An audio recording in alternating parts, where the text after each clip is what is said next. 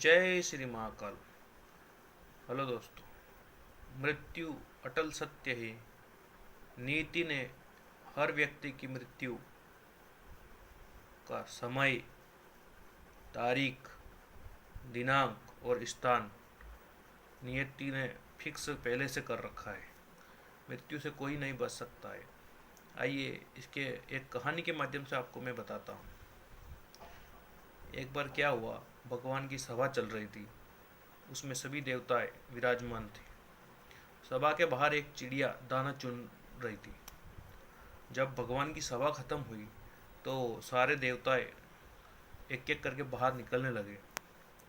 तो उसी टाइम पे यमराज जी भी बाहर निकले। यमराज जी बाहर निकला तो उस चिड़िया को देख के यमराज जी हंसने लगे। तो चिड़िया बोली कि हे यमदेव, आप मेरे को देख के क्यों हंस रहे हो? तो यमदेव जी ने बोले, हे चिड़िया, भगवान की भी अजीब लीला है। तुम्हारी मृत्यु कल ही। तुमको एक बिल्ली का भोजन बनोगी और तुम्हारी मृत्यु हो जाएगा। ये बोल के यमदेव जी वहाँ से चले गए।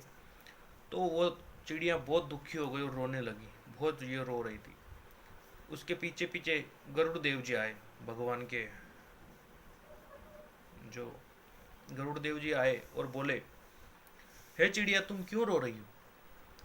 तो चिड़िया ने पूरी कहानी बताई कि गरुड़ जी, यमदेव जी आए और बोले कि मेरे को कल मृत्यु है और एक बिल्ली मेरे को खा जाएगी।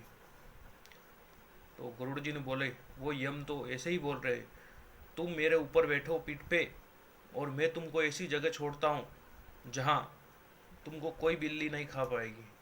तो गरुड़ जी ने अपने पीठ पे बिठा के चिड़िया को विंध्याचल पर्वत के पहाड़ पर छोड़ के आ गए और गरुड़ जी आ गए। कल सुबह फिर विंध्याचल पर्वत पर उसी बिल्ली को, उसी चिड़िया को बिल्ली ने खा लिया।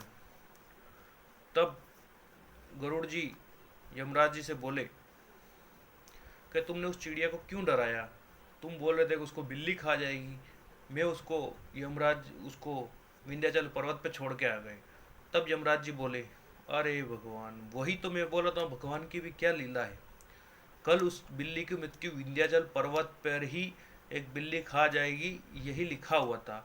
और मैं सोच रहा था कि ये चिड़िया आज तो यहाँ है और कल इतना दूर विंध्याचल पर्वत पर कैसे जाएगी और कैसे उसको बिल्ली खाएगी।